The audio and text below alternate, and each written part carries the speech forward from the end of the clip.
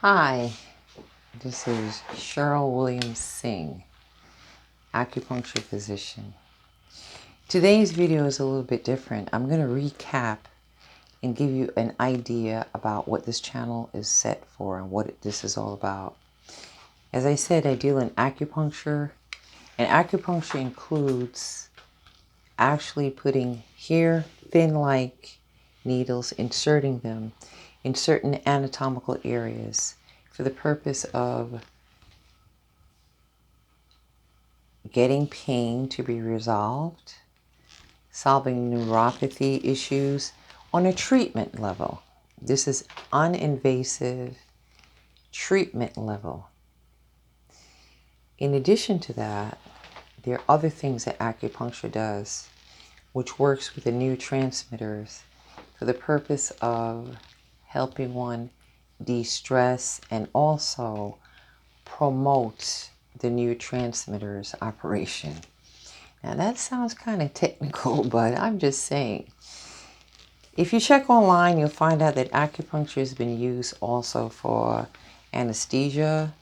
It's been utilized for just a variety of things, even to help people get pregnant. There's a big world out there, everyone. And this is treatment therapy and treatment approach to healing one's health condition, whatever that might be. So I just touched on the acupuncture aspects and the fact that it is a treatment. Acupuncture basically is known to be from China. But guys, this is 2021. It's all over the world. If you've just come to this channel and this is your very first time, my name is Drwilliams-singh, and I'm an acupuncture physician, and I'm just giving an overview about acupuncture and the treatment therapy approach to helping one heal their conditions, their disease, whatever that might be. In China, around the Han Dynasty, and we're talking about thousands of years ago, everybody, this is documented, relatable information based on written documents over years, observation of seeing people, and building a chronology of what occurred with different people based on certain symptoms and certain illnesses, and also connecting it, like connecting the dots to the organs, to the meridian, and also to the points located on your body to retrieve certain benefits of getting better. And again, this could go very, very wide. I've even had the experience of helping someone with a condition to generate more blood to the area that was needed because the person had an ED condition. Now, I'm going to show you a point, but of course you can do it with your finger. This is a point right here. And again, you probably think that you need to touch your neck. This is for your neck. So you could touch this point and turn your head or neck around and see how you feel. All right. I gave you a little idea about what this lysine contains in terms of with the acupuncture. I really didn't even finish it. It's very, very wide. I'm just giving you background information on this type of treatment therapy. It is a treatment therapy. It also includes a variety of foods for the purpose of treating one's body conditions. What foods are good assigned for certain rejuvenation of the cells and certain organs, etc., etc., etc. Then you have herbal therapy, which is another thing as far as like a prescription to help a person, whatever that condition is. Guys, I think what has happened to me in this medical field is I'm turning out to be a health coach, because treatment therapy is something where you're involved with the patient, you're spending time, you're listening to their history, their medical history. You're collecting this data in order to know what is the correct approach for this person, what is the plan.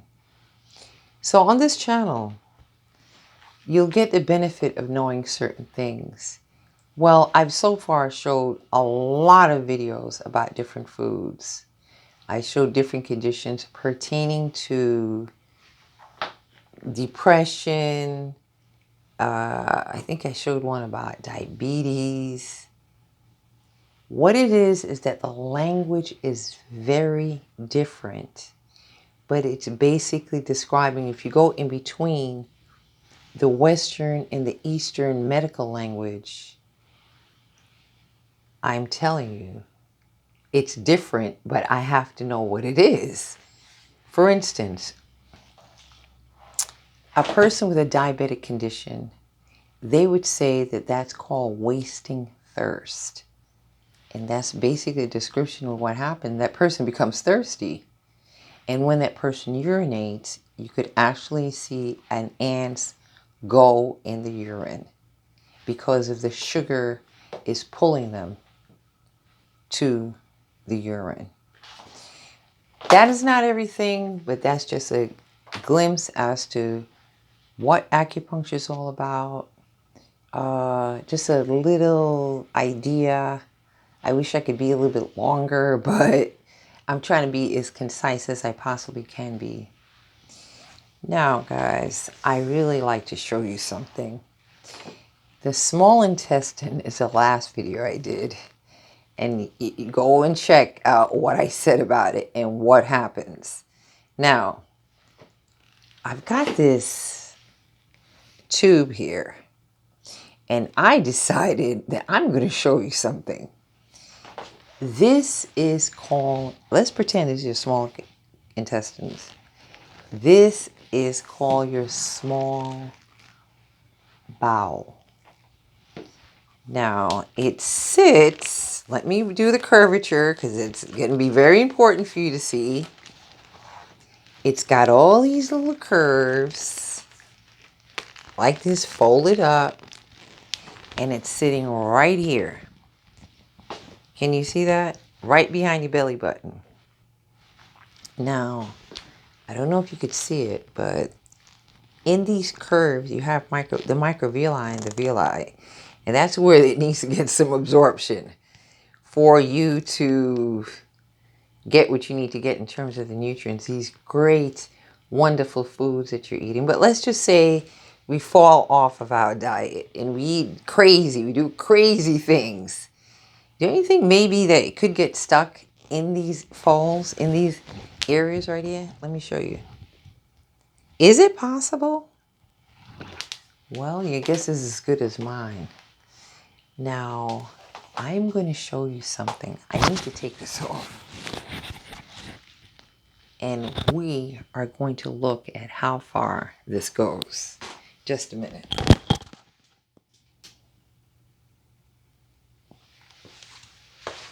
Guys, I'm going to tie this up here.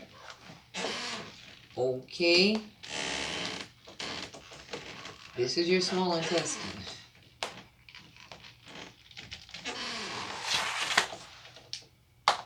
Here is your small intestine. I've just unraveled it. Look at how far. It's going very, very far down this hallway. This is the small intestine. Unfolded. And let me come back. Let me actually go down here. I don't know if you can see it, but you can see that I'm down the hall somewhere, right? Now, when something is unfolded, of course, you're going to have turbidity. That's the trying food, because it separates the turbid from liquids. Now, if this is straight, guys, it's going to go through quite easily. But if it's crinkled, in these folds here, this is where potential things can occur. If this is your first time at this channel, again, my name is Drwilliams-Singh, and I'm an acupuncture physician, food therapist, herbalist, and more. Just remember, this is what the small intestines look like. And it sits right in. Like I said, it's for your lymphatic system. It's for absorption. It's for a lot of things. Because after the food is chimed from the stomach, from the hydrochloric acids, and it goes through this tube, because that's what they are. It goes through the tube, and you do a DM, which is at the top. Pretend this would be it. It has to curve around, and then it's where the jejilium is, and that has to curve around. And then finally, the ileum, which is the largest part. These are just different locations of the small intestines. Isn't it connected to the cecum and also the large intestine for the turbidity to be excreted from your body after the good absorption of foods and the nutrients come out of it. And of course, you know, it's going into your blood system. Until next time, next video, Drwilliams-Singh, acupuncture physician.